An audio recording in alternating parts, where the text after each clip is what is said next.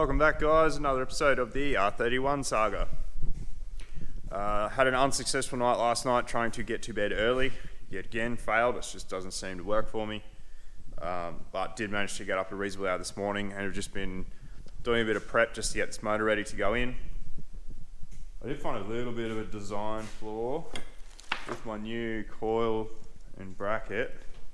It doesn't fit with the factory lifting lug, which is not a big deal for me because it's ugly.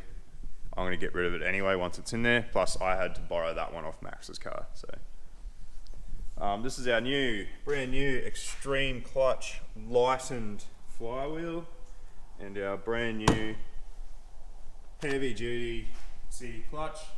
But I did just realize when I started to look at putting that stuff on, there's this stupid plate that I always forget, and it needs to be black. So I need to degrease it, clean it, and paint it, which is going to take, by the time it dries, it's going to be a couple of hours, so that sort of sets me back a little bit. The bay's basically ready to go, so I might just muck around, I'll paint that, and probably just chill for a little bit, have just a bit of a relax for a minute, just sort of think things over, just see if there's anything else I've forgotten, sort of anything like that. Another thing I did last night was started just dressing up the bay with these little rubbers and things like that. I've got the bonnet stand bits painted up, ready to go. I did end up painted the intercooler bracket I made. The bonnet stand, I've started painting the throttle body. So just starting to get into the little nitty gritty of just little things to detail and try and sort out. But yeah, I'm keen to get this motor in. Main thing I want to see, I do want to sort this power steering line out so I know what's going on there. I did secure the brake line. I've got these plastic sort of clips. They were too big for the brake line. What I ended up doing was got some rubber grommets and put them around it. It works all right for now, but I'm a little bit concerned that over time, being down there, the plastic's either going to break or break down from chemicals, or the grommets will find their way out, just sort of silly shit like that. So I did actually order this morning some proper rubber-coated stainless P-clamps that I'm going to replace them with. I will just do it later after the motor's in. I'm not going to wait just for that. It's a little bit of a pain in the ass to do, but it can be done with the motor in the car. So I'll just persevere with it and sort it out later. So I'll paint up this bloody plate and get the motor ready to go, and I'll bring you back in when we're ready for some proper action. Okay, we are finally ready. I've chucked some towels around the engine bay because I do not want to scratch that. And got our plate on there, black, remembered it this time.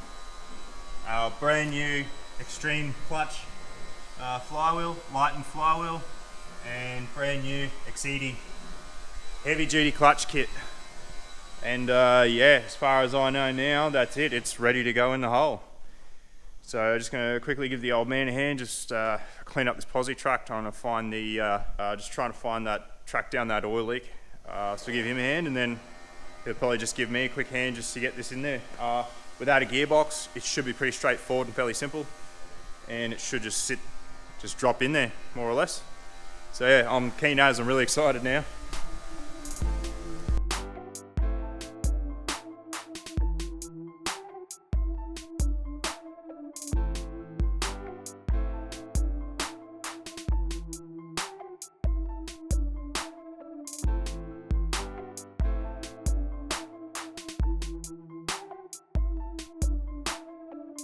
Okay, motor is in. Went in pretty painlessly. Problem is now, without a gearbox on the back and the position of the RB mounts, the motor does want to lean back into the firewalls. At the moment I've got a jack under it. I'm going to have to look at getting the box in there now so that the motor's properly supported. So I'll just have to figure out a way to support the back of the motor while we lift the car up on the hoist, and get the gearbox up into it. The motor was basically leaning against the firewall. I had like towels and stuff like that, but I was a bit concerned about it, so we just jumped straight into getting the box in, which went all right.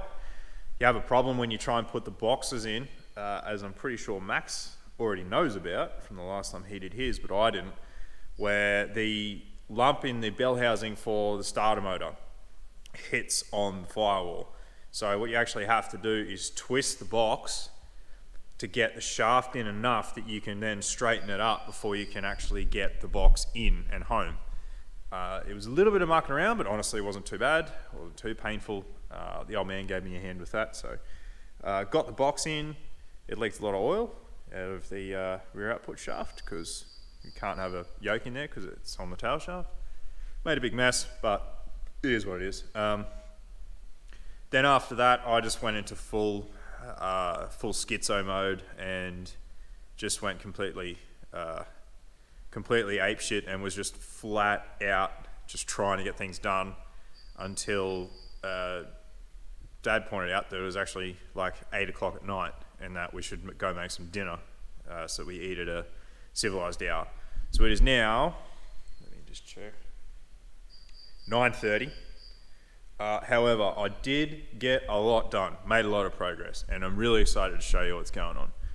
So we've got the old car over here, and basically we have a fully dressed engine bay.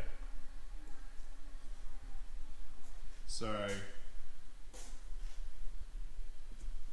this is pretty much completely done. There's a couple little things to finish off. So with the exception of the dump pipe, the intake pipe work, and the fuel lines and the oil cooler lines. Other than that, this is dressed. All of the wiring's in there, the wiring loom's in there, and the catch can, sorry, that's the only other thing. I've got to make the catch can for up in the corner there. But other than that, that's this engine bay pretty much finished. That's all that's in it. And I hope the video kind of gets it across, but I reckon it looks clean as fuck. It's come up pretty much exactly how I envisioned it in my head when I started. Maybe even better, I don't know. So I even made these lines up so that was dressed. The only thing is the loom. The loom is there. It's only just in Spiro wrap, as we discussed in a previous episode. I'll wait till we get the motor running, but then I will pull that loom out and actually tape it with loom tape, which is that shit there. So that will come up it will come up and I don't know what else to say. It's just can't wait to get fresh white guards on it, panels, have all the front end done, like the bonnet up, it's going to be fresh white underneath. I painted up these scuttle panels there, they look fresh as, it's just I'm pretty blown away really. I think I might be sexually attracted to it, to be honest, just quietly between you and me. But I'm fucking I don't know what else to say. It's just clean. So I'm really, really excited to get this dump pipe done. I'll probably sort that out tomorrow. I think the rest of tonight's probably going to be trying to sort out this little mess here under the guard, and trying to sort out basically the alternator and starter wiring and stuff like that. But that's all pretty much going to come from underneath down in here, so it makes no real difference to the engine bay. You're not going to see that. But that's it. Motor's in. It's ready to roll, and I reckon it just looks $1 million. I'm blown away. Even I'm impressed, and I did it. I can't even tell you though the number of just hours that this has taken. I Haven't bothered to keep track of the actual number, but I'd hate to add it up. Like, I think for about a week straight now, I've just been doing, like, getting up at usually around 9 o'clock, except for that one day I slept until 12, and going to bed around 3 or 4 in the morning, just constantly. And yeah, I've detailed, like, painted every single nut and bolt, everything in here, like the radiator bolts, they're painted. Every single nut, every stud, everything in it, everything is painted or detailed. The hose clamps for the radiator hoses, like, it's just, yeah, I can't tell you just how many hours that takes. Like, all the screws for the scuttle panels, all of them painted, everything painted, everything. So now that I've had a bit of a look at how this intake pipe work is going to work out, I can get onto some, get some bends organised and get some materials so I can get onto that fairly soon too. So yeah, tomorrow's job most likely is going to be sorting out this wastegate, dump pipe and exhaust situation, and doing some stuff under the car. But I might film a little bit of this wiring muck around I'm going to do, just because you know, I did miss a lot of this. In my defence, it would have been almost impossible to film because I'm constantly, because I'm always in a cycle of you know, finding something I didn't paint and having to paint it and then wait for it to dry, so then I'll flit across and you know, do something else, and then that's ready, so I'll go grab that and then I'll put that on, and then I'll start on back to where I'd gone to, then I get to the next thing that I needed to paint. Like, it's just it's a real back and forth that's just impossible to keep track of. So plus I think it's a little bit more dramatic, sort of revealing the final product, almost the final product. But I am stoked, and I'll be honest, if no one wants to buy this car, I will happily keep it, and I'll just find the money for the dyno some other way, because this thing is absolutely off its head, and I can't, it's unreal. Like, even looking at the shine off the door jambs and shit like that, like, this interior is going to come up mint. But I wish the bugs would get off my roof. But anyway, something on the roof there, I don't know what that is, should be right. Yeah.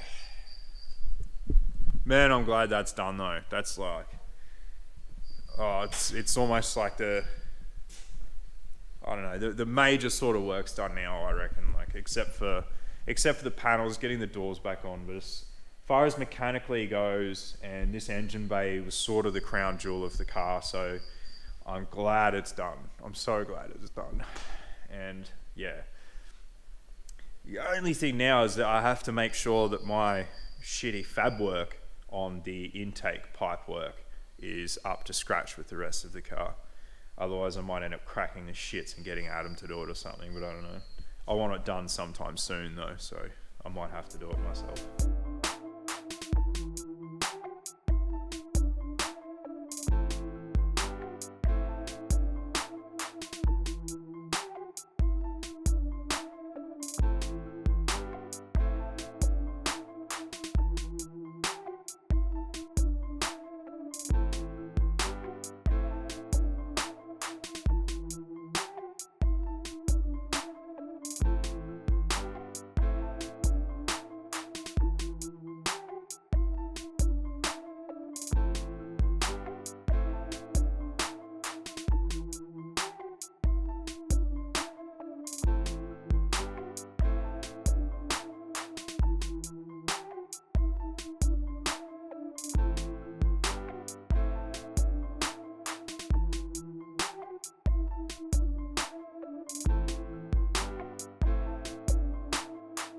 Right, I was just sort of pull up that time lapse and just sort of explain what's going on, because I'm pretty sure that time lapse is just, it would have been fuck all. It was just me trying to measure things up and work things out. So from before, got the loom basically tied up there, where it's going to go. I left the throttle cable out because I do actually have to take that off. I need to go get it modified. With the bracket that's on the XF throttle body, that throttle cable needs to be shortened by 125 mil. I'm not going to make a longer bracket for it because it'll just look ridiculous having a bracket that long. Sorry, Max. It does though. So I need to take the throttle cable out at some point, so I've just sort of left that. This is only a temporary thing. To get things figured out, I've reinstalled the oil cooler just in where it has to go. I ended up using the old bracket off the old cooler and just re-drilled the holes. And this setup here used to be pretty ratchet. It had like one threaded bolt and then like a screw and a nut, and it was just a pain in the ass. So I've done the usual and nut inserted the backside, M6 bolts, easy as. The bracket's pretty shitty looking, but it's pretty hidden. You don't actually see it, so I'm not too concerned. So what's happening here, so this is our main power cable from the battery, and I've got this isolated post here, which is basically going to be the power distribution from the battery to the rest of the car. And I've put that here because I can modify the standard loom here to suit. So first thing I did was the starter cable, which is the main one that needs the most juice out of this main cable. That starter, upon cranking, hands down draws the most current than anything else in the car. So it gets priority. The old cable, I cut the end off because it was attached directly to the old positive battery terminal. So it's simply going to get re-terminated and go straight on there with the battery cable. It runs underneath through there and has enough length to reach the starter, which makes me happy. Otherwise I would have just had to make a totally new one, which I don't particularly want to do. So what I was looking at next is this little mess here.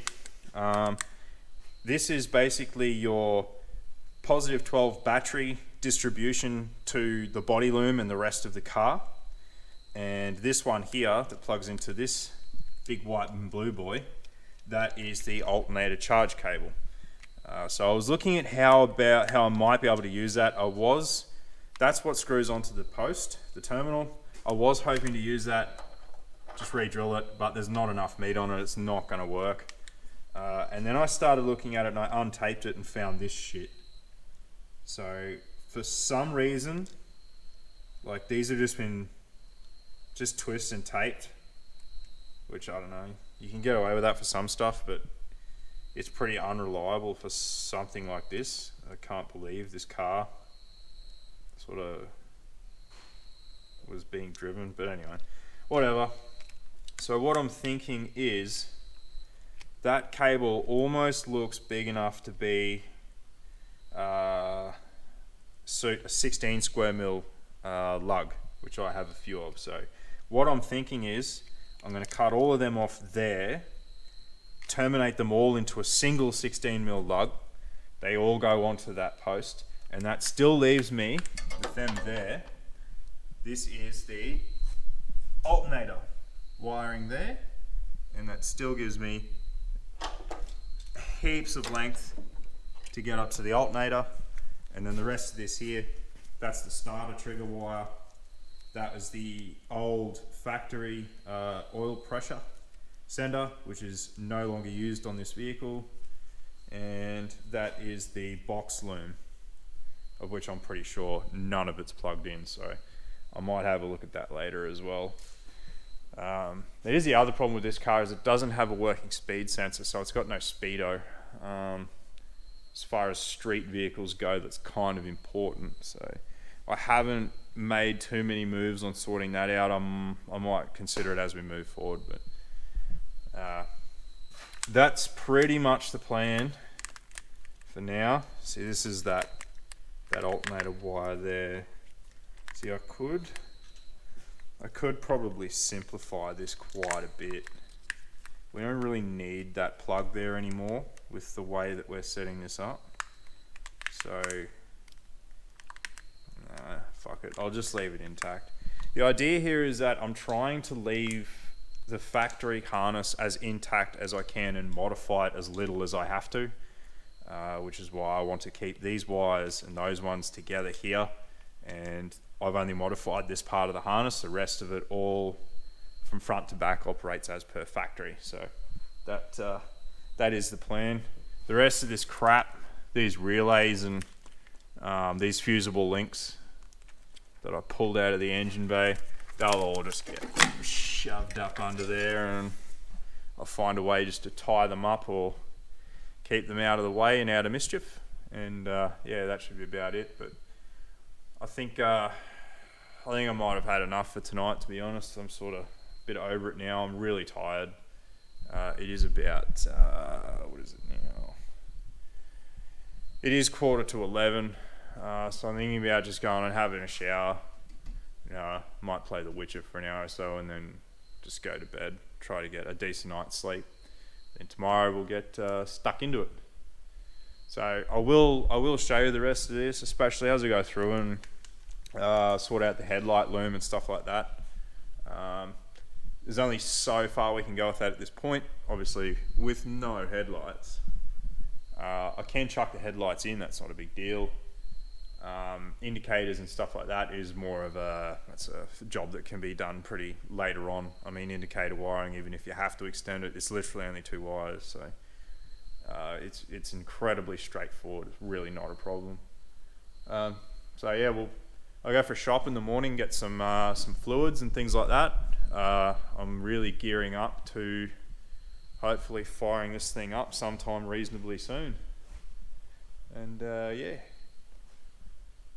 thanks for watching my rambling, fucking weird long ass videos and stuff like that. I go a bit loopy late at night sometimes, and I ramble and don't know what I'm talking about half the time. So yeah, even if you do like it, smash like, smash subscribe. If you don't like it, comment or something, I don't know, whatever.